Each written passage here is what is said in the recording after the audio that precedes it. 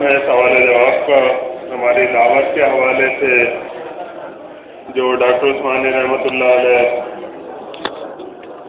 نے اللہ کے فضل سے اس دور میں یہ اٹھائی دعوت قرآن و حدیث کی انبیاء علیہ السلام کے مشن کے اور ان کے طریقے کے مطابق، اس کے حوالے سے یا اور کوئی شرعی مسائل کے ساتھ پوچھنا چاہیں تو جو میرے علم میں قرآن و حدیث کی بات ہوگی انشاءاللہ اس کی روشنی میں وضاحت کے لیے حاضر ہوں۔ تو ساتھی جو ہے باہمی گفتگو بند کر دیں اور خاموش ہو کر پروگرام یہ سنیں۔ اپنے سوالات جو ہے وہ آپ تحریری شکل میں دے سکتے ہیں۔ کوئی ساتھی زبانی پوچھنا چاہیں تو اس کی بھی گنجائش ہے، لیکن بہتر یہ ہے کہ تحریری شکل میں اس کے جوابات جو ہے سوالات پوچھے جائیں۔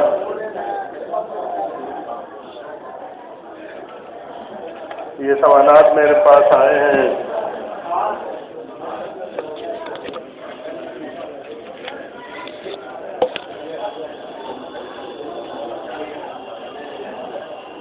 پہلا سوال یہ ہے کہ اگر اللہ کے نبی صلی اللہ علیہ وسلم کی محبت میں اویس قرنی نے خود کے دانت توڑ دیے تھے تو نواسہ رسول امام حسین کی محبت میں خود کا خون بہانا کیوں غلط مانا جاتا ہے؟ جواب ضرور دیں، شکریہ۔ اس کا جواب یہی ہے کہ اویس قرنی جو ہے ان کا خود کے دانت توڑ لینا یہ کسی بھی صحیح سند سے ثابت نہیں ہے۔ یہ ایک جھوٹی اور بناوٹی بات ہے، اور اللہ کے دین کا کہیں پر بھی یہ حکم نہیں ہے کہ محبت میں کوئی دانت توڑ لے یا جو ہے کوئی اور اپنے جسمانی اعضاء کو نقصان پہنچائے۔ تو اس محبت کی نہ قرآن و حدیث میں تعلیم دی گئی ہے اور نہ اس کی گنجائش ہے۔ اور اویس قرنی جو ہے ان کے متعلق بھی کوئی زیادہ وضاحت سے کوئی تفصیل نہیں آتی ہے۔ کچھ کے نزدیک تو یہ ایک فرضی ہی شخصیت ہے۔ تو لیکن اگر یہ فرضی شخصیت نہ ہو اور کوئی اللہ کے مومن بندے ہی ہوں تو بھی ان سے یہ قطعاً ثابت نہیں ہے کہ انہوں نے جنگ احد میں اللہ کے نبی صلی اللہ علیہ وسلم کے دانت شہید ہونے کی خبر سن کر اپنے بھی دانت توڑ لیے تھے، کیونکہ صحابہ کرام رضی اللہ عنہم میں اللہ کے نبی صلی اللہ علیہ وسلم سے محبت کرنے والے بہت سارے صحابی موجود تھے اور ان کی محبت دوسروں سے بدرجہ زیادہ تھی۔ ابو بکر صدیق رضی اللہ عنہ تھے، عمر رضی اللہ عنہ تھے، عثمان رضی اللہ عنہ، علی رضی اللہ عنہ اور بہت سارے صحابہ کرام رضی اللہ عنہم۔ تو کسی نے بھی اللہ کے نبی صلی اللہ علیہ وسلم کے جنگ احد میں دانت شہید ہونے پر اپنے دانت نہیں توڑے۔ تو یہ اویس قرنی جو ہے یہ کون سے محبت کرنے والے ہیں کہ انہوں نے توڑ لی ہے؟ تو یہ شیعوں کی اور صوفیوں کی بنائی ہوئی باتیں ہیں۔ تو لہذا جب یہ واقعہ ہی صحیح نہیں ہے تو اس سے حسین رضی اللہ عنہ کی محبت میں خون بہانا یہ جو ہے اس کا استدلال بھی نہیں کیا جا سکتا ہے۔ قرآن و حدیث کی روشنی میں انسان اپنے جسمانی اعضاء کا خود مالک نہیں ہے، انہیں نقصان پہنچانا یہ اللہ تعالیٰ کی نعمتوں کی ناشکری ہے اور اس کی جو ہے قطعاً کوئی اجازت نہیں ہے۔ اللہ کے نبی صلی اللہ علیہ وسلم کی یہ صحیح بخاری میں حدیث موجود ہے، لیس منا من ضرب الخدود وشق الجیوب ودعا بدعوی الجاہلیہ، کہ وہ ہم میں سے نہیں جو گریبان پھاڑے، گال پیٹے اور جاہلیت کا سا شور و واویلا کرے۔ تو یہ ماتم، رونا پیٹنا یہ قرآن و حدیث کی تعلیمات کے بالکل برخلاف ہے۔ ہاں البتہ شیعوں کا چونکہ یہ دین ہے رونا پیٹنا اور صوفیت یہ شیعت ہی کی ایک شکل ہے، تو اس لیے فرید الدین گنشکر جو کہ مشہور صوفی گزرا ہے، اس کی کتاب راحت القلوب میں آپ کو یہ واقعہ ملے گا کہ نبی صلی اللہ علیہ وسلم صحابہ کرام رضی اللہ عنہم کے ساتھ بیٹھے ہوئے تھے تو معاویہ رضی اللہ عنہ یزید رحمت اللہ علیہ کو کندھے پہ بٹھائے ہوئے وہاں سے گزرے۔ اب حالانکہ یزید رحمت اللہ علیہ کی ولادت عثمان رضی اللہ عنہ کے دور میں ہوئی، نبی صلی اللہ علیہ وسلم کے دور میں تو یہ تھے بھی نہیں، تو لیکن صوفیت چونکہ ہے ہی جھوٹ کا دوسرا نام، جیسا کہ امام مسلم نے مقدمہ مسلم میں لکھا ہے کہ یجری الکذب علی لسانہم ولا یتعمدون الکذب، کہ چاہے جھوٹ بولنے کا ارادہ نہ بھی ہو تب بھی ان صوفیوں کی زبانوں سے جھوٹ ہی نکلتا ہے۔ تو اس کے تحت وہ لکھتے ہیں کہ معاویہ رضی اللہ عنہ یزید رحمت اللہ علیہ کو کندھے پہ اٹھائے ہوئے نکلے، تو نبی صلی اللہ علیہ وسلم نے کہا کہ دیکھو سبحان اللہ، جنتی کے کندھے پہ دوزخی سوار ہے۔ تو علی رضی اللہ عنہ بھی ان کے مطابق کہتے ہیں کہ وہاں موجود تھے، انہوں نے کہا کہ نبی صلی اللہ علیہ وسلم یہ تو معاویہ کا بیٹا ہے یزید، یہ کیسے دوزخی ہو گیا؟ تو نبی صلی اللہ علیہ وسلم نے کہا کہ تمہیں نہیں معلوم یہ یزید وہ شخص ہے کہ جو میرے اہل بیت کو شہید کرے گا، حسن و حسین کو شہید کرے گا اور مظالم ڈھائے گا میرے اہل بیت پر۔ تو علی رضی اللہ عنہ نے کہا کہ میں اسے قتل کر دیتا ہوں۔ نبی صلی اللہ علیہ وسلم نے کہا کہ نہیں، اللہ کی طرف سے چونکہ یہ لکھا جا چکا ہے تم اسے قتل نہیں کر سکتے۔ تو علی رضی اللہ عنہ نے کہا کہ جب یہ قتل کرے گا حسن حسین کو تو اس وقت آپ موجود ہوں گے؟ نبی صلی اللہ علیہ وسلم نے کہا کہ نہیں، میں موجود نہیں ہوں گا۔ تو انہوں نے پوچھا کہ آپ موجود نہیں ہوں گے تو کیا میں بھی موجود نہیں ہوگا؟ تو نبی صلی اللہ علیہ وسلم نے کہا کہ نہیں، تم بھی موجود نہیں ہوں گے۔ تو علی رضی اللہ عنہ نے کہا کہ جب میں آپ کوئی بھی موجود نہیں ہوگا تو پھر ان کا ماتم کون کرے گا؟ حسن حسین کا۔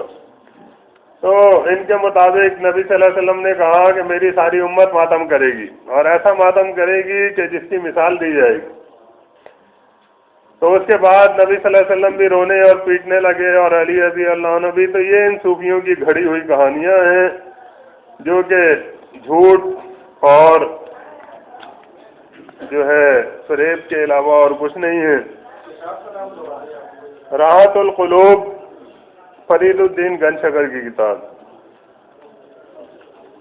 ڈاکٹر عثمانی رحمۃ اللہ علیہ نے ایمان خالص پہلی قسط میں اس کا فوٹو دیا ہے۔ سوال: عثمان غنی رضی اللہ عنہ کا جنازہ کس نے پڑھایا؟ اس کی میرے ذہن میں کوئی ابھی وضاحت نہیں ہے۔ صحابہ کرام رضی اللہ عنہ میں سے ہی کسی نے پڑھایا ہوگا ظاہر ہے، لیکن ابھی میرے ذہن میں نہیں ہے کہ کن صحابی نے پڑھایا۔ سفر میں صلاۃ نصف اللیل کو موقوف کر دینا چاہیے یا نہیں؟ صلاۃ نصف اللیل سے کیا مراد ہے؟ اگر تہجد مراد ہے تو یہ ہے کہ سفر میں نوافل موقوف ہو جاتے ہیں، فرض بھی اللہ تعالیٰ کی طرف سے عادی ہو جاتی ہے، تو اس لیے بہتر ہے کہ موقوف کر دی جائے، لیکن اس کے لیے کوئی پابندی نہیں ہے۔ اگر کوئی پڑھنا چاہے تو پڑھ سکتا ہے، کسی کی عادت ہے پڑھنے کی، وہ بآسانی اٹھ کے پڑھتا ہے، تو اس میں کوئی حرج کی بات نہیں۔ اللہ کے نبی صلی اللہ علیہ وسلم بھی سفر میں نوافل پڑھا کرتے تھے، اور سواری کے اوپر وتر پڑھ لیا کرتے تھے، اور باقی نوافل بھی سواری کے اوپر پڑھ لیا کرتے تھے۔ عمر فاروق رضی اللہ عنہ کی شہادت کب ہوئی؟ عمر فاروق رضی اللہ عنہ کی شہادت کی تاریخ یہ میرے ذہن میں نہیں ہے، لیکن تقریباً 10-11 سال ان کی خلافت رہی ہے، اس کے بعد جو ہے ان کو شہید کر دیا گیا۔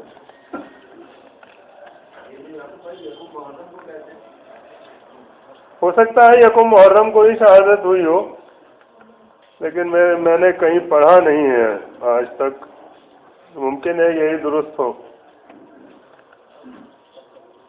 رسول اللہ صلی اللہ علیہ وسلم کا نکاح تاریخ کے مطابق ابو طالب نے پڑھایا تھا، آپ اس بارے میں کیا کہیں گے؟ نبی صلی اللہ علیہ وسلم کا نکاح خدیجہ رضی اللہ عنہ سے ابو طالب نے پڑھایا تھا، اور اس وقت محمد صلی اللہ علیہ وسلم کی عمر 25 سال تھی، نبوت نہیں ملی تھی ابھی، تو لہذا اس میں کوئی اعتراض کی بات نہیں ہے ابو طالب نے اگر پڑھایا تو۔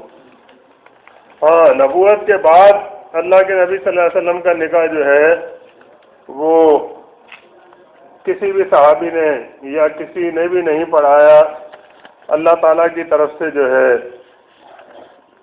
یہ معاملہ ہوتا تھا۔ وعلیکم السلام ورحمۃ اللہ۔ ہماری جماعت پہلے ایک تھی، اب 2 ہو گئی ہیں، اس کی وجہ بیان کریں۔ تو ایسی کوئی بات نہیں ہے کہ ہماری جماعت اب 2 ہو گئی ہیں، ہماری جماعت تو اللہ کا شکر ہے ایک ہی ہے۔ ہاں البتہ یہ کہ محمد حنیف اور اس کا ٹولہ جو ہے وہ اس جماعت سے نکل گئے، انہوں نے اپنا موقف تبدیل کر دیا۔ اب وہ جو مشرکوں کو توحید کی دعوت دینے والی جماعت تھی، ایمان اسلام کی طرف بلانے والی، جو نماز روزے حج کی دعوت نہیں دیتی تھی لوگوں کو، خالص ایمان کی دعوت دیتی تھی، اور جو ایمان کی دعوت قبول کر لیں ان کو نماز روزے حج اور دوسرے عبادات کی تعلیم دیتی تھی۔ اب محمد حنیف کی جماعت جو ہے وہ ہو گئی ہے کہ جو لوگوں کو عبادات کی تعلیم دیتی ہے اور ان کے مطابق مشرکوں کو عمل کی دعوت دینا بالکل جائز ہے۔ حج کا کتابچہ جو پہلے جس سے توبہ کی تھی محمد حنیف نے کہ یہ نہیں تقسیم کیا جائے گا، یہ غلط تھا تقسیم کرنا مشرکوں کو، تو پھر انہوں نے فیصلہ کر لیا کہ یہ عام تقسیم کیا جائے گا اور ہر جگہ کثیر تعداد میں بھیج دیا جائے گا تاکہ مشرک جو حج پر جا رہے ہیں ان کو جا کے یہ تقسیم کریں، انہیں بتائیں کہ حج کس طرح کرنا ہے۔ تو یہ جو ہے ایک طرح سے تبلیغی جماعت ہو گئی ہے، عمل کی دعوت دینے والی، نماز روزے حج زکوٰۃ کی دعوت دینے والی۔ باقی جو ایمان کی دعوت دینے والی ڈاکٹر عثمانی رحمۃ اللہ علیہ کی اللہ کے فضل سے یہ اٹھائی ہوئی تحریک تھی، تو یہ ایک ہی ہے اور یہ یہی ہے اور کوئی نہیں ہے۔ باقی جو لوگ پہلے کبھی نکلے، کوئی جادو کا مسئلہ اٹھا کر، کوئی احمد بن حنبل کا مسئلہ اٹھا کر، کوئی اور دجال وغیرہ کے یہ عیسیٰ علیہ السلام کے رفع و نزول کے مسائل اٹھا کر، تو وہ پرویزی اور منکر حدیث قسم کے لوگ ہیں کہ جو منکر قرآن بھی ہیں۔ باقی یہ محمد حنیف جو ہے ان کا معاملہ یہ ہے کہ ایک تو یہ مشرکوں کو عمل کی دعوت دینے والے بن چکے ہیں، طاغوت کی نشاندہی اور کفر یہ ان سے غائب ہو چکا ہے، اور جو بنیادی عقائد و نظریات ہیں جن کی وجہ سے آج یہ امت گمراہی کا شکار ہے، اس کے تمام فرقے دیوبندی بریلوی اہل حدیث جن مشرکانہ عقائد کی وجہ سے گمراہ ہیں، مردے کو زندہ مانتے ہیں، اللہ کے نبی صلی اللہ علیہ وسلم کی مدینے والی قبر میں زندگی اور فرض اعمال کا عقیدہ رکھتے ہیں، اور واسطے وسیلے کے قائل ہے کہ اللہ تعالیٰ کو دعاؤں میں اس کے بندوں کا واسطہ وسیلہ دیا جا سکتا ہے، اور طاغوت کی عقیدت میں بری طرح سے مبتلا ہے، تو ان سب چیزوں کی نشاندہی اور اس کی تردید یہ محمد حنیف کی جماعت سے ختم ہو چکی ہے۔ اس کی مثال آپ دیکھنا چاہیں تو ابھی چند دن پہلے جو ان کا اجتماع ہوا ہے اس کا دعوت نامہ آپ دیکھ لیں، اس میں آپ دیکھ لیں تقریروں کے موضوع کیا لکھے ہوئے ہیں، ان میں کوئی ایک بھی بنیادی عقیدے کا موضوع نہیں۔ کوئی موضوع یہ ہے کہ سلیمان علیہ السلام کی زندگی پر روشنی ڈالی جائے، کوئی موضوع یہ ہے کہ ان اللہ و ملائکتہ یصلون علی النبی، اس موضوع پہ تقریر۔ تو یہ ان کی حالت ہو گئی ہے۔ یوسف علیہ السلام کو سجدہ تعظیمی کے محمد حنیف قائل ہیں، اور یہ سجدہ تعظیمی کا عقیدہ یہ قرآن کا کفر ہے، تو یہ ان کا حال ہے۔ باقی ان کے معاملات کی تفصیل ہم نے حبل اللہ نمبر 22 اور واتقوا اللہ نمبر 7 میں وضاحت سے بیان کر دی ہے۔ آپ اس کا مطالعہ کر لیں تو پتہ چلے گا کہ یہ وہ جماعت نہیں ہے کہ جو ڈاکٹر عثمانی رحمۃ اللہ علیہ کی وفات کے وقت تھی، بلکہ یہ اب ایک نئی تبلیغی جماعت بن چکی ہے جس کے سربراہ محمد حنیف ہیں، اور وہاں بنیادی اہمیت جو ہے وہ امیر کی اطاعت کو حاصل ہے کہ بس جو کچھ بھی ہے آپ کو امیر کی اطاعت کرنی ہے، چاہے جو ہے امیر کچھ بھی کرے اور کہیں بھی لے جائے۔ وعلیکم السلام ورحمۃ اللہ۔ جو آدمی ایماندار بھی ہو اور نماز نہ پڑھے تو کیا وہ مشرک ہے یا مومن ہے؟ ایسا آدمی جو ایمان کا دعوے دار ہے اور شرک نہیں کرتا ہے لیکن نماز کی کوتاہی ہے اس میں، تو ہم اس کے لیے یہی سوچیں گے کہ اگر وہ نماز کا انکاری ہے، کہتا ہے کہ نماز نہیں پڑھنا چاہیے یا میں نماز نہیں پڑھتا ہوں تو یہ میں صحیح کرتا ہوں، تو بلا شبہ وہ کافر ہے، کیونکہ وہ اللہ کے حکم کا انکاری ہو گیا صریحاً۔ لیکن اگر وہ یہ کہتا ہے کہ یہ میری کوتاہی ہے کہ میں نماز میں کوتاہی کرتا ہوں، کبھی پڑھتا ہوں کبھی نہیں پڑھتا ہوں، یہ گناہ ہے، پڑھنا چاہیے، تو ہم اس کے لیے اللہ تعالیٰ سے دعا کریں گے، اس کو کافر نہیں کہیں گے، مومن ہی تسلیم کریں گے۔ مومن گناہ گار ہو سکتا ہے، چاہے وہ بڑے درجے کا گناہ گار ہو یا چھوٹے درجے کا گناہ گار ہو، لیکن جو انکار کرے کہ نہیں یہ چیز صحیح نہیں ہے یا صلاۃ کچھ بھی نہیں ہے، تو پھر ایسے شخص کو ہم کافر کہیں گے اور نہ اس کی نماز جنازہ پڑھیں گے، نہ وہ مر جائے تو اس کے لیے دعا کریں گے۔ مشرکوں کی دعوت ولیمہ پہ جانا یا وہاں شریک ہونا کیسا ہے؟ مشرکوں کی دعوت ولیمہ پہ آپ اس صورت میں جا سکتے ہیں کہ جب وہاں پہ کوئی اگر ایسی کوئی چیز نہ ہو رہی ہو، ویڈیو یا گانے بجانے یا بے پردگی وغیرہ کے معاملات نہ ہوں وہاں پر، تو پھر وہاں جا سکتے ہیں آپ۔ اور مقصد یہ ہے کہ رشتہ دار اور دوست احباب جو ملے ان سے دین کی بات کریں، اللہ کے دین کی بات انہیں پہنچائیں، تو یہ ایک موقع جو ہے اویل کر سکتے ہیں اس مقصد کے لیے، اور وہاں دین کی بات کریں آپ لوگوں سے، انہیں توحید کی بات بتائیں، شرک کی تردید ان کے سامنے بیان کریں، تو پھر تو جانا بامقصد ہے۔ اگر یہ نہ کریں تو پھر نہ جائیں، پھر جو ہے ایک رشتہ داری نبھانے والی بات ہے، تو اصل رشتہ داری تو ہماری ایمان والوں سے ہے، باقی یہ مشرک رشتہ دار تو ان سے جو ہے ہمارا دنیا ہی کی حد تک تعلق ہے۔ لیکن اگر دعوت دینے کی غرض سے وہاں جائے اور وہاں یہ چیزیں نہ ہوں تو پھر جو ہے جا سکتے ہیں، اس میں کوئی حرج نہیں ہے۔ تشہد میں سلام علیکم کہنے سے نماز ہو جائے گی؟ تشہد میں سلام علیکم کہنے سے کیا مراد ہے؟ کیا جو سلام پھیرتے وقت السلام علیکم ورحمۃ اللہ کہتے ہیں، کیا یہ مراد ہے کہ اس کے بجائے سلام علیکم کہیں؟ تو یہی ہم کہہ سکتے ہیں کہ سنت یہی ہے کہ السلام علیکم ورحمۃ اللہ کہا جائے، باقی اور الفاظ جو ہے اپنی طرف سے بنا کے ہمیں نہیں کہنے چاہیے، جو سنت سے ثابت ہے وہی جو ہے کہنا چاہیے۔ اب یہ بات کہ نماز ہو جائے گی یا نہیں ہو جائے گی اس کا ہم کچھ نہیں کہتے، لیکن ہم یہ کہتے ہیں کہ سنت کے اوپر عمل کرنے ہی میں خیر ہے، اسی میں بھلائی ہے۔ مشرک کے تکبیر کہنے سے نماز ہو جائے گی؟ مشرک کے تکبیر کہنے سے نماز نہیں ہوگی۔ اگر آپ جماعت کر رہے ہیں تو پھر آپ کو کسی مومن کو تکبیر کہنی چاہیے، مشرک کو تکبیر نہیں کہنی چاہیے۔ مشرک اگر تکبیر کہے تو آپ اس کو نام تسلیم کریں، آپ خود تکبیر کہیں، اپنے کسی ساتھی سے کہیں کہ وہ تکبیر کہے۔ مشرک سے قربانی کا حصہ کرنے سے قربانی ہو جائے گی؟ مشرک کا اگر قربانی میں حصہ ڈالا تو قربانی نہیں ہوگی، صرف مومن ہی کا حصہ جو ہے ڈالا جا سکتا ہے قربانی میں، چاہے رشتہ دار ہو مشرک، اس کا آپ حصہ نہیں ڈال سکتے۔ کسی مشرک کو پہلے عمل کی دعوت دی جائے یا ایمان کی وضاحت کریں۔ اللہ کی کتاب کہتی ہے کہ بنیادی چیز ایمان ہے۔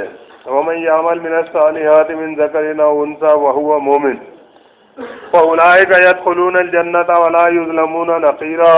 سورہ نساء میں اللہ تعالیٰ فرماتا ہے کہ جو کوئی بھی نیک عمل کرے، چاہے مرد ہو یا عورت ہو، شرط یہ ہے کہ وہ ہو مومن، تو ایسے ہی لوگ جنت میں داخل کیے جائیں گے اور ان کے اوپر ذرہ برابر ان سے ناانصافی نہ کی جائے گی۔ تو مومن نہیں ہے تو اس کے لیے کسی عمل کی گنجائش نہیں ہے۔ اللہ تعالیٰ فرماتا ہے کہ قُلْ هَلْ نُنَبِّئُكُمْ بِالْأَخْسَرِينَ أَعْمَالًا، کہ نبی صلی اللہ علیہ وسلم آپ کو ان لوگوں کے متعلق نہ بتائیں ہم کہ جو اعمال کے لحاظ سے خسارے میں رہیں گے۔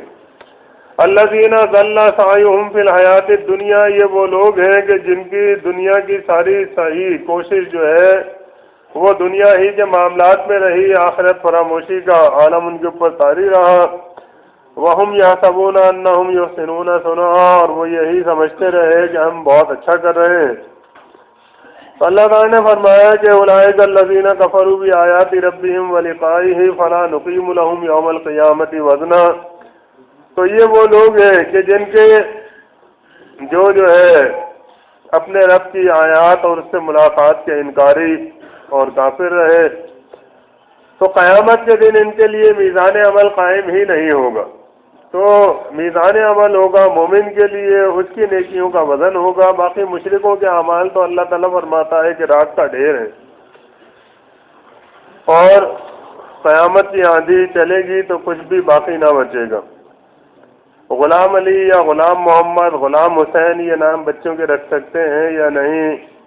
یہ نام نہیں رکھنے چاہیے، غلام علی یا غلام محمد، غلام حسین، غلام رسول، کیونکہ زندگی میں تو ان کے غلام ہو سکتے تھے، مرنے کے بعد، اب ان کی وفات کے بعد جو ہے ان کے غلامی کا کیا مطلب؟ تو یہاں غلام سے مراد یہی ہوتی ہے کہ ان کا پابند، ان کا سمجھے کہ محتاج، تو یہ اللہ تعالیٰ ہی کا ہر بندہ غلام ہے، اسی کا عبد ہے، تو یہ مناسب نہیں ہے غلام حسین، غلام علی اور غلام محمد نام رکھنا، بلکہ غلام اللہ یا عبداللہ ہونا چاہیے۔ ایک شیعہ مولوی عبداللہ جروار نامی کہتا ہے کہ ہر نبی کا باپ مسلمان ہے، قرآن اور صحیح احادیث کی روشنی میں اس کی وضاحت فرمائیں۔ اب اس کی وضاحت میں کیا فرماؤں؟ اللہ تعالیٰ قرآن میں فرماتا ہے سورہ انعام میں کہ وَإِذْ قَالَ إِبْرَاهِيمُ لِأَبِيهِ آزَرَ، کہ ابراہیم علیہ السلام نے اپنے باپ آزر سے کہا کہ أَتَتَّخِذُ أَصْنَامًا آلِهَةً، کہ تو بتوں کو معبود بنائے بیٹھا ہے، إِنِّي أَرَاكَ وَقَوْمَكَ فِي ضَلَالٍ مُبِينٍ، میں دیکھتا ہوں کہ تو اور تیری قوم ساری گمراہ ہے۔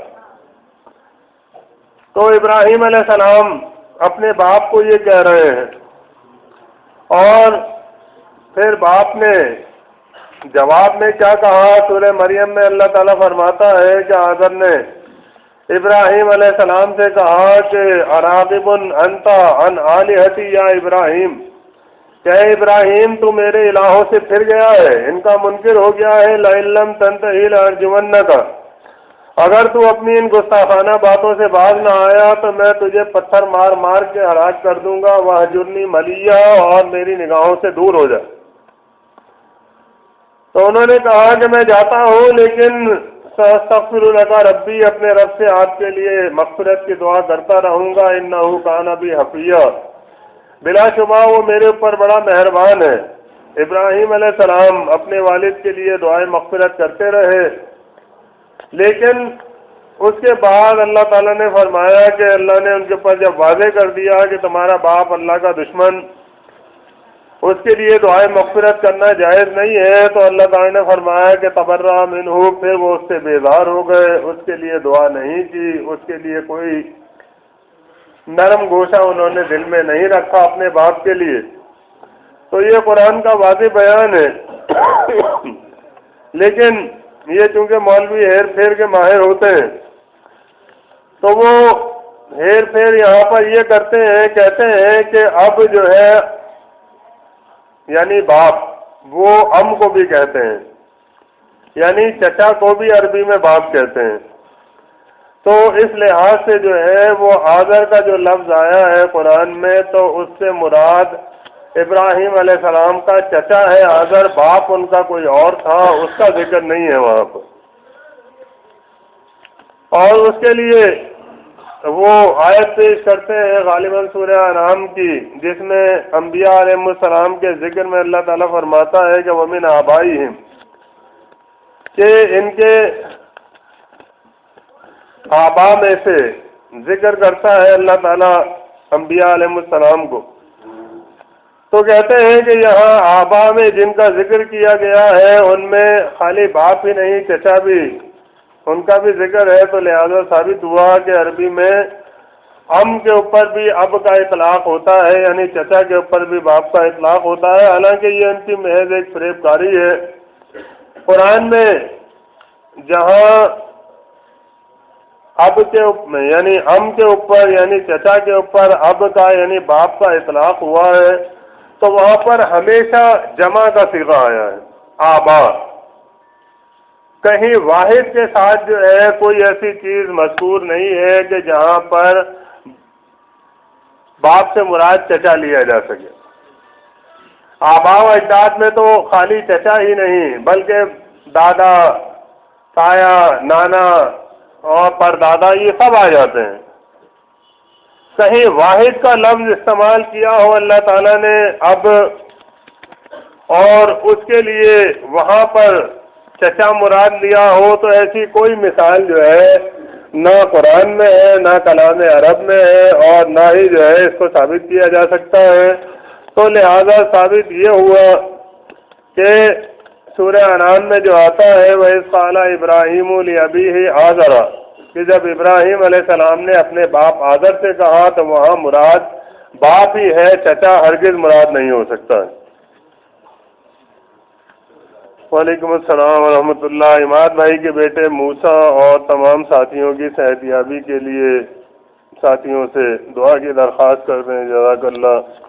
ہمارے ساتھی عماد الرحمان صدیقی صاحب جن کی تقریر بھی تھی آج کے پروگرام میں، ان کو اچانک واپس جانا پڑ گیا کیونکہ ان کے بیٹے کی طبیعت صحیح نہیں ہے، ان کو بخار ہے، ڈینگی، اور اس کی وجہ سے وہ پریشانی کے عالم میں یہاں سے واپس چلے گئے. تو اللہ تعالیٰ ان کی پریشانی دور کرے اور ان کے بیٹے موسیٰ اور تمام جو ساتھی بیمار ہیں ان کو اللہ تعالیٰ صحت یابی اور تندرستی عطا فرمائے. تو سب ساتھی ان کے لیے دعا کریں، آمین. قربانی کے بعد ذبح شدہ جانور کے خون کو بغرض علاج پلانا کیسا ہے؟ یہ حرام ہے، کیونکہ اللہ تعالیٰ نے قرآن میں فرما دیا کہ انما حرم علیکم المیتۃ والدم ولحم الخنزیر وما اہل بہ لغیر اللہ، کہ ہم نے تمہارے اوپر حرام کر دیا ہے مردار اور بہتا ہوا خون اور سور کا گوشت اور ہر وہ چیز جو اللہ کے علاوہ دوسرے سے منسوب کر دی جائے. تو جس کا قرآن میں وضاحت اور صراحت کے ساتھ ذکر ہے کہ یہ حرام ہے، تو بغرض علاج یا بغرض غذا جیسے بھی ہو اس کا استعمال کسی بھی لحاظ سے جائز نہیں ہے، حرام ہی. کسی مشرک سے دم کروانا کیسا ہے؟ صحیح احادیث کی روشنی میں وضاحت کریں. کسی مشرک سے دم کروانا صحیح نہیں ہے، آپ خود دم کریں. آپ قرآن پڑھنا آنا چاہیے آپ کو، ظاہر ہے کہ نماز کے لیے بھی تو قرآن آپ کو آتا ہی ہے. اللہ کے نبی صلی اللہ علیہ وسلم رات کو سوتے وقت سورہ فلق اور سورہ ناس پڑھتے تھے، اور ایک اور روایت میں آتا ہے سورہ اخلاص بھی، اور پھر دونوں ہاتھوں پہ پھونک کر ان کو پورے جسم پر پھیر لیتے تھے. تو اللہ کے نبی صلی اللہ علیہ وسلم کا یہ اپنا معمول تھا، اور یہی جو ہے ہمیں بھی کرنا چاہیے. کسی مشرک سے دم کروانے کی آپ کو کیا ضرورت ہے؟ وہ تو ویسے ہی اللہ کو گالی دینے والا ہے، تو آپ کو کیا ملے گا اس سے؟ یہ صحیح نہیں ہے مشرک سے دم کروانا. 9 محرم اور 10 محرم کے روزے کی وضاحت کریں قرآن و حدیث کی روشنی میں. اصل میں 10 محرم کا روزہ نبی صلی اللہ علیہ وسلم نے رکھا ہے، صحابہ کرام نے رکھا ہے، اور وہ اس وجہ سے کہ جب نبی صلی اللہ علیہ وسلم ہجرت فرما کر مدینہ آئے ہیں تو دیکھا کہ یہودی اس دن روزہ رکھتے تھے. تو ان سے یہ پوچھا کہ آپ لوگ اس دن روزہ کیوں رکھتے ہیں؟ تو انہوں نے کہا کہ اس دن اللہ تعالیٰ نے موسیٰ علیہ السلام کو فرعون سے نجات دی تھی. فرعون غرق ہوا تھا اور بنی اسرائیل جو ہے وہ نجات پا گئے تھے اس سے، تو لہذا ہم اللہ کے شکر میں یہ روزہ رکھتے ہیں. تو نبی صلی اللہ علیہ وسلم نے فرمایا کہ موسیٰ علیہ السلام سے تعلق کے زیادہ حقدار تو ہم لوگ ہیں. تو نبی صلی اللہ علیہ وسلم نے بھی 10 محرم کو روزہ رکھنا شروع کیا، اور پھر صحابہ کرام رضی اللہ عنہم نے بھی رکھنا شروع کیا. اس کے بعد جب آخری سال تھا نبی صلی اللہ علیہ وسلم کا تو آپ نے یہ فرمایا تھا کہ لئن بقیت الی قابل لاصومن التاسع، کہ اگر میں اگلے سال تک زندہ رہا تو ضرور 9 کا روزہ رکھوں گا. اب الفاظ تو اس کے یہ ہیں، نبی صلی اللہ علیہ وسلم زندہ نہ رہے، آپ کی وفات ہو گئی، تو لیکن محدثین نے جو شرحیں کی اس باب میں ان کی روح سے معاملہ یہ بنا، کسی نے یہ کہا کہ نبی صلی اللہ علیہ وسلم نے یہ کہا تھا کہ میں 10 کا تو رکھوں گا لیکن ساتھ میں 9 کا بھی ملا لوں گا تاکہ ان سے مشابہت ختم ہو جائے۔ کسی نے یہ کہا کہ نبی صلی اللہ علیہ وسلم کا مقصد یہ تھا کہ 10 کے بجائے 9 کا رکھوں گا تاکہ ان سے مشابہت نہ ہو۔ تو لیکن بہرحال یہ نفلی روزہ ہے، یہ فرض روزہ تو ہے نہیں، تو اس لیے جو ہے بہتر یہ ہے کہ 9 اور 10 دونوں ان محرم کے دنوں کا روزہ رکھ لیا جائے تاکہ ان سے مخالفت بھی ہو یہودیوں سے، اور اللہ کے نبی صلی اللہ علیہ وسلم کی سنت بھی جو ہے 10 محرم کو روزہ رکھنے کی وہ پوری ہو جائے۔ وعلیکم السلام ورحمۃ اللہ۔ جہاد بلکہ قتال کرنا فرض ہے مسلمانوں کی جماعت پر قیامت تک، تفصیل بیان کر دیں، جزاک اللہ۔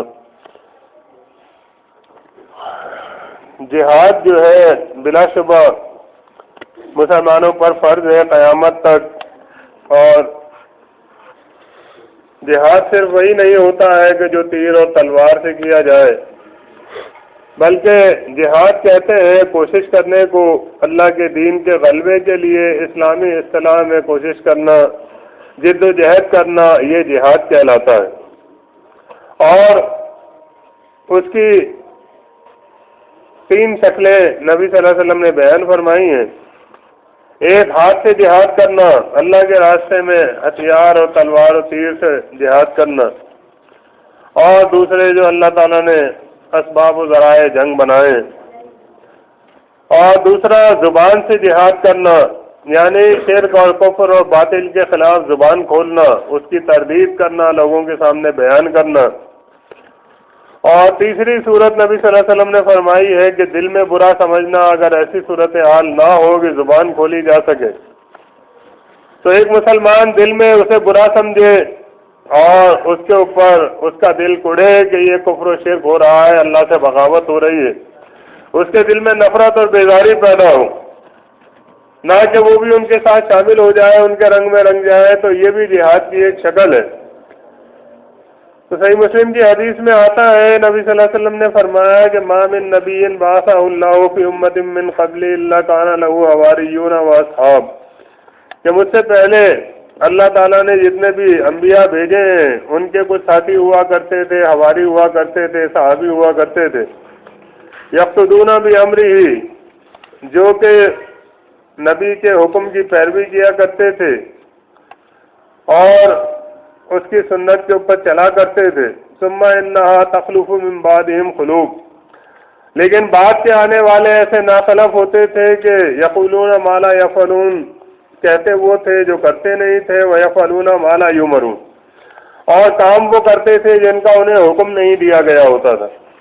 تو فرمایا فَمَنْ جَاهَدَهُمْ بِيَدِهِ فَهُوَ مُؤْمِنٌ، تو ایسے لوگوں سے، ایسے ناخلف وارث جو کہ پیدا ہو جاتے ہیں اور وہ اپنے آپ کو خادمان دین و ملت کے نام سے پیش کرتے ہیں، تو فرمایا کہ ایسے لوگوں سے جو ہاتھ سے جہاد کرے وہ مومن ہے، وَمَنْ جَاهَدَهُمْ بِلِسَانِهِ فَهُوَ مُؤْمِنٌ، اور جو ایسے لوگوں سے زبان سے جہاد کرے، ان کی تردید کے لیے زبان کھولے،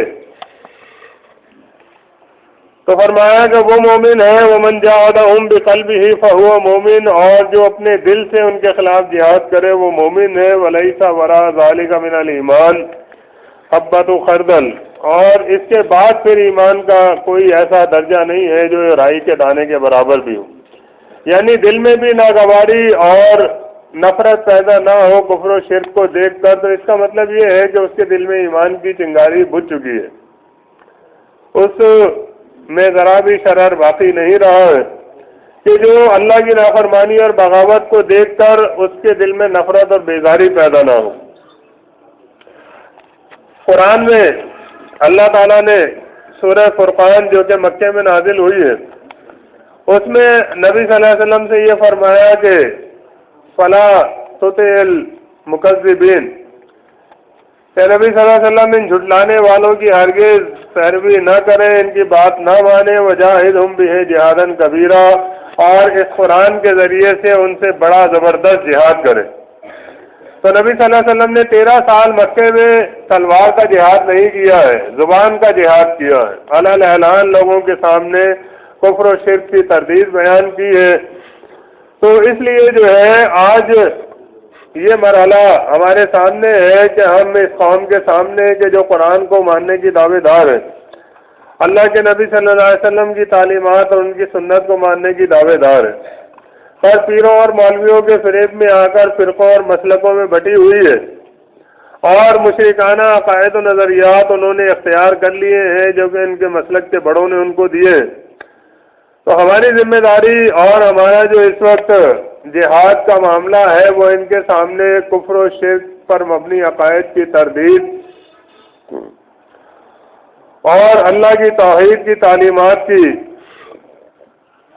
جو ہے تبلیغ اور طاغوتوں کے چہرے ان کے سامنے لانا، ان کی نشاندہی کرنا، ان کا کفر کرنا، یہ ہمارے لیے مشن ہے اور یہی جو ہے اس وقت جہاد ہے۔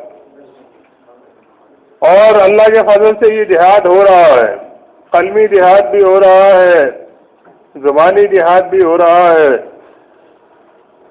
لوگوں کے سامنے دعوت پہنچ بھی رہی ہے اور جس کو اللہ تعالیٰ توفیق دے وہ آتا بھی ہے، مخالفت بھی ہوتی ہے، نعرے بھی لگتے ہیں، جلوس بھی نکلتے ہیں، کہیں پتھراؤ بھی ہوتا ہے، یہ سب کچھ ہوتا ہے جس طرح انبیاء علیہ السلام کے مشن کے ساتھ ہوتا رہا۔ پر جو ہے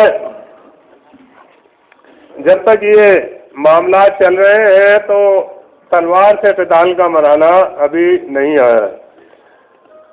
باقی جو جہاد کے نام سے جہادی تنظیمیں کام کر رہی ہیں تو ان کا معاملہ یہ ہے کہ وہ جہادی تنظیمیں محض مال بٹورنے کی تنظیمیں ہیں اور ان کا کام یہ ہے کہ خود بھی مشرک ہیں، کوئی اہل حدیث ہے، کوئی دیوبندی ہے، کوئی بریلوی ہے، کوئی جماعت اسلامی مودودی کی فکر کا حامل ہے۔ تو یہ سب چونکہ فرقہ اور مسلک پرست ہیں، ان کے لیے نہ جہاد ہے نہ ان کے لیے اور دوسرے نیک اعمال ہیں۔ یہ پہلے اپنے ایمان کو صحیح کریں۔ جو یہ کہیں کہ قبر کا یہ مردہ زندہ ہے، نبی صلی اللہ علیہ وسلم قبر کے اندر ہمارا درود سن رہے ہیں، فرشتے ان کے پاس پہنچا رہے ہیں، جو ان صوفیوں کو جو کہ الوہیت کے دعوے دار تھے، جن کا یہ کہنا تھا کہ میں بھی رب ہوں تو بھی رب ہے، فرعون بھی صحیح تھا، موسیٰ علیہ السلام بھی صحیح تھے، نعوذ باللہ، تو ان کو یہ رحمت اللہ علیہ کہنے والے یہ کس منہ سے جہاد کی بات کرتے ہیں؟ کون سا جہاد ان کا؟ کفر و شرک کے علم برداروں کے لیے کوئی جہاد نہیں ہے۔ وعلیکم السلام ورحمۃ اللہ۔ مردان اور کشمیر کے متعلق، مروان اور شمر کے متعلق وضاحت فرمائیں، ہمارے معاشرے میں ان کا نام گالی بن چکا ہے۔ شکریہ۔ مروان سے مراد اگر مروان بن حکم ہے تو وہ تابعی ہیں اور مسلمانوں کے خلیفۃ المسلمین گزرے ہیں، اور صحابہ کرام رضی اللہ عنہم اس وقت بہت سارے موجود تھے، انہوں نے بیعت کی ہے مروان بن حکم رحمۃ اللہ علیہ کی، تو وہ مسلمانوں کے امیر ہیں اور ان 12 خلفاء میں شامل ہیں جن کے لیے صحیح بخاری کی حدیث میں آتا ہے کہ نبی صلی اللہ علیہ وسلم نے فرمایا کہ اسلام 12 خلفاء کے دور تک سر بلند رہے گا اور وہ سب کے سب جو ہوں گے قریش میں سے ہوں گے۔ صحیح بخاری میں یہ حدیث موجود ہے، تو لہذا مروان رحمۃ اللہ علیہ جو ہے ان کے متعلق ہمارا یہ موقف ہے قرآن و حدیث کے مطابق۔ باقی تاریخی کہانیاں جو بے سند اور رافضی راویوں کی گھڑی ہوئی ہیں ان سے ہمیں بحث نہیں ہے، ان میں سچ نہیں ہے، لیکن جو احادیث میں جو معاملات آتے ہیں اور پھر صحابہ کرام رضی اللہ عنہم جو کہ اللہ کے دین کے غلبے کے لیے قیصر و کسریٰ کی سلطنتوں سے لڑ گئے، تو وہ اگر یہ اللہ کے دین کے مخالف ہوتے مروان رحمۃ اللہ علیہ یا پھر یزید رحمۃ اللہ علیہ، تو پھر ظاہر ہے کہ یہ صحابہ کرام ان کی بیعت نہ کرتے، اگر بیعت کی ہو گئی ہوتی تو توڑ دیتے، اور ان کے خلاف لڑتے۔ تو مروان رحمۃ اللہ علیہ پر اعتراض یا پھر یزید رحمۃ اللہ علیہ پر اعتراض جو ہے ان سارے صحابہ کرام پر اعتراض ہے جو اس دور میں موجود تھے اور جنہوں نے ان کی بیعت کی، اور یہ خالی شیعوں کا پروپیگنڈا ہے۔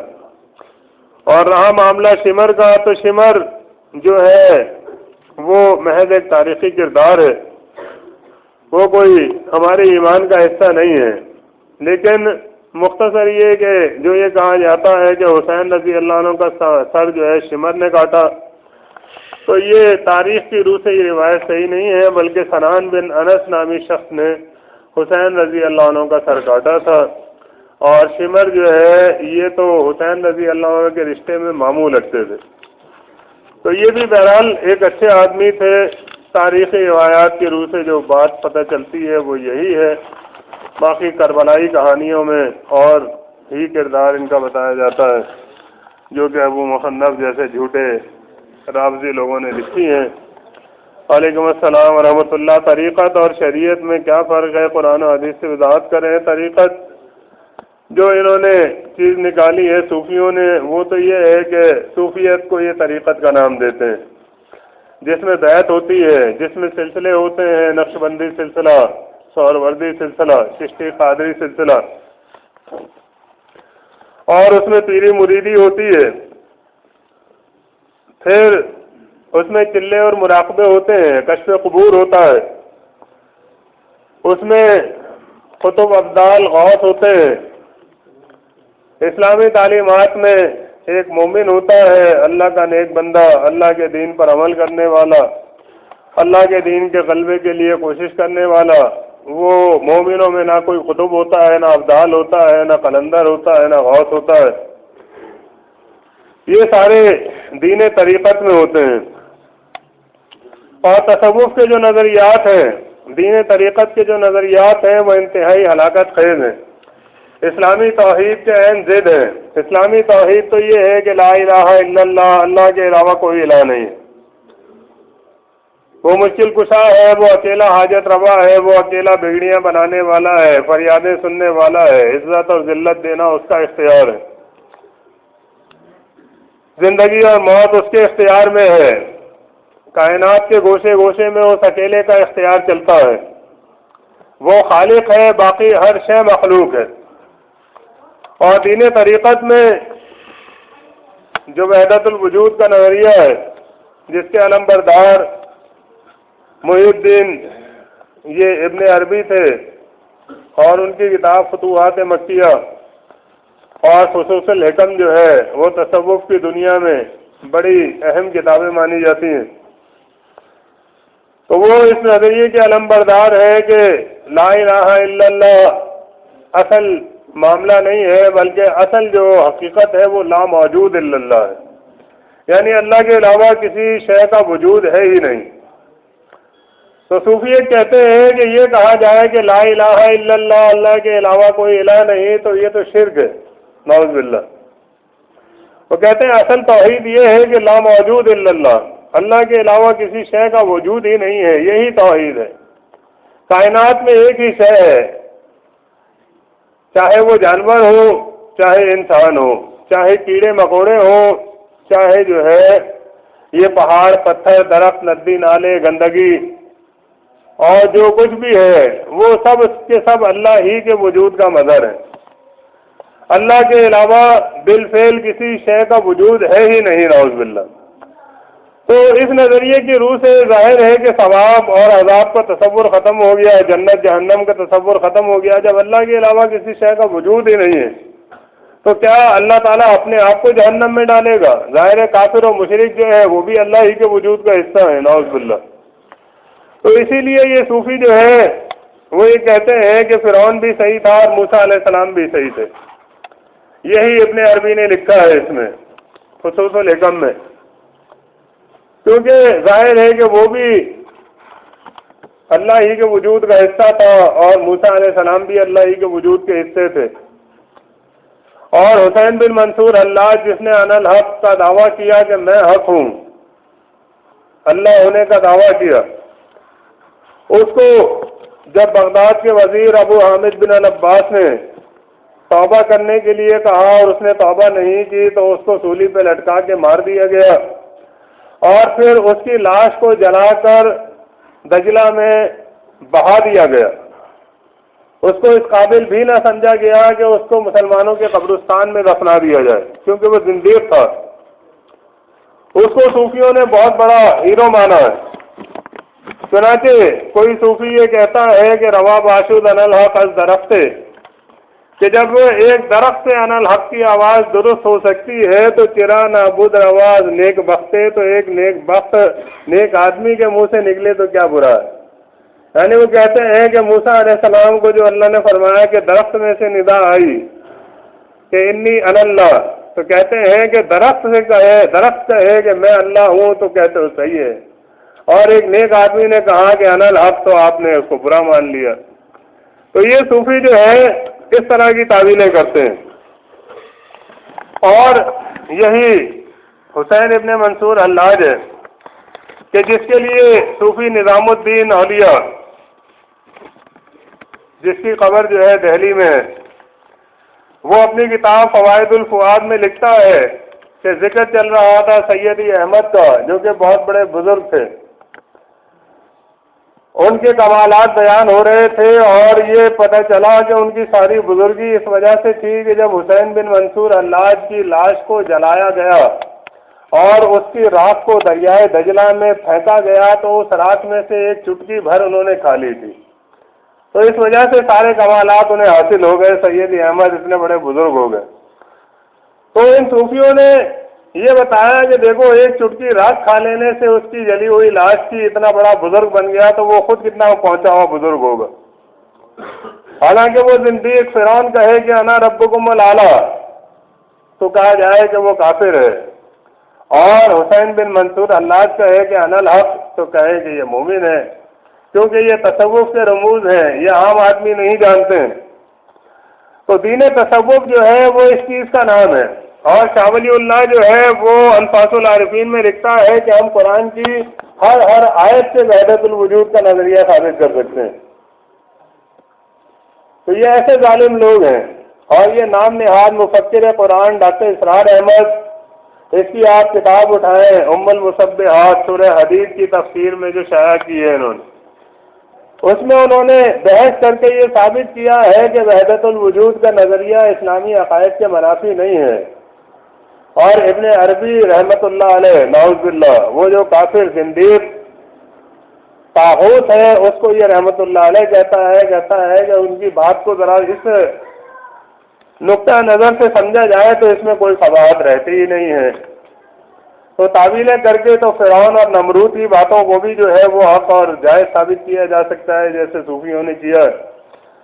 تو یہ تصوف کے معاملات ہیں۔ دین طریقت اور دین شریعت یہ بالکل الگ چیز ہے۔ اور طریقت میں امام مانا جاتا ہے علی رضی اللہ عنہ کو۔ جتنے تصوف کے سلسلے ہیں وہ سارے علی رضی اللہ عنہ پہ پہنچ کے ختم ہوتے ہیں۔ حسن بصری علی کہتے ہیں کہ نبی صلی اللہ علیہ وسلم کو معراج میں 3 تحفے نہیں ملے تھے، 4 تحفے ملے تھے۔ حدیث میں تو آتا ہے نا کہ 3 تحفے ملے، 5 وقت کی نماز اللہ نے عطا کی، سورہ بقرہ کی آخر کی 2 آیتیں عطا فرمائیں، اور یہ وعدہ کیا گیا نبی صلی اللہ علیہ وسلم سے کہ آپ کی امت میں کوئی اس حال میں مرے کہ وہ اللہ کے ساتھ شرک نہ کرتا تھا تو وہ ایک دن ضرور جنت میں جائے گا، ہمیشہ جہنم میں نہیں رہے گا۔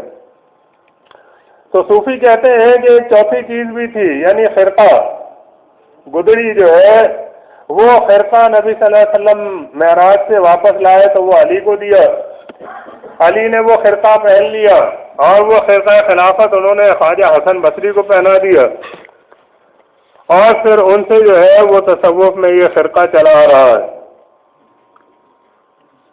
تو حالانکہ امام مسلم صحیح مسلم میں یہ لکھ گئے کہ یہ ساری داستانیں جھوٹ ہیں۔ انہوں نے قتادہ تابعی کا واقعہ لکھا کہ ان کی مجلس میں ایک مرتبہ ابو داؤد العامہ آیا، اور جب وہ اٹھ کے جانے لگا، چلا گیا، تو لوگوں نے کہا کہ یہ ابو داؤد العامہ جو ابھی اٹھ کے گیا ہے یہ کہتا ہے کہ میں نے 18 بدری صحابہ سے ملاقات کی ہے۔ تو قتادہ تابعی نے کہا کہ یہ جھوٹ بولتا ہے، یہ تو فقیر آدمی ہے مانگنے والا، اور طاعون جارف سے قبل یہ بھیک مانگا کرتا تھا۔ اس سے زیادہ بڑی عمر کے جو تابعین ہیں، سعید ابن مسیب ہیں، حسن بصری ہیں، انہوں نے کسی بدری صحابی سے بالمشافہ ملاقات نہیں کی ہے سوائے سعد بن ابی وقاص رضی اللہ عنہ کے۔ تو امام مسلم نے یہ بتا دیا کہ صرف ایک بدری صحابی سعد بن ابی وقاص رضی اللہ عنہ سے حسن بصری کی ملاقات ثابت ہے، تو اس لحاظ سے تصوف کے جتنے سلسلے سارے کے سارے حسن بصری عن علی سے پہنچ کے ختم ہوتے ہیں وہ سارے جھوٹے ہیں، اس وجہ سے کہ حسن بصری نے علی رضی اللہ عنہ جو کہ بدری صحابی ہیں ان سے کچھ سنا ہی نہیں ہے۔ تو امام مسلم نے اس طرح محدثانہ شان سے اس دین تصوف کی جڑ پر کاری وار کیا۔ تو لیکن یہ تصوف، یہ تناور درخت بنا ہوا آج ہمارے سامنے موجود ہے، اور دیوبندی ہے، بریلوی ہے، اہل حدیث ہے، ہر ایک اس کا دیوانہ بنا ہوا ہے۔ وعلیکم السلام ورحمۃ اللہ۔ ابن شہاب ظہری کے بارے میں کیا موقف اپنائیں؟ ان کی احادیث پر عمل کرنا کیسا ہے؟ ان کی احادیث پر عمل کرنے میں حرج کیا ہے؟ ہاں، اگر کوئی مرسل روایت ہے ان کی تو وہ آپ نہ مانیں، باقی جو مسند روایت ہے تو اس کے اوپر عمل کرنے میں کوئی حرج نہیں ہے، ثقہ راوی ہیں، کوئی ان میں اعتراض کی بات تو نہیں ہے۔ سوال نمبر 2، اسلاف پر کفر و شرک کا فتویٰ لگانا کیسا ہے جبکہ قرآن و حدیث میں ممانعت ہے؟ قرآن و حدیث میں تو حکم ہے وَمَن لَّمْ يَحْكُم بِمَا أَنزَلَ اللَّهُ فَأُولَٰئِكَ هُمُ الْكَافِرُونَ، کہ جو اللہ کے نازل کردہ احکام کے مطابق فیصلہ نہ کریں وہ خود کافر ہیں۔ تو جو اسلاف کافر و مشرک گزرے ہیں، شرک اور کفر پھیلانے والے گزرے ہیں، تو اللہ کی کتاب تو خود ان کا ذکر کرتی ہے، تبت یدا ابی لہب وتب، برباد ہوا ابو لہب، اس کے دونوں ہاتھ ٹوٹے، قیامت تک پڑھا جاتا رہے گا قرآن میں۔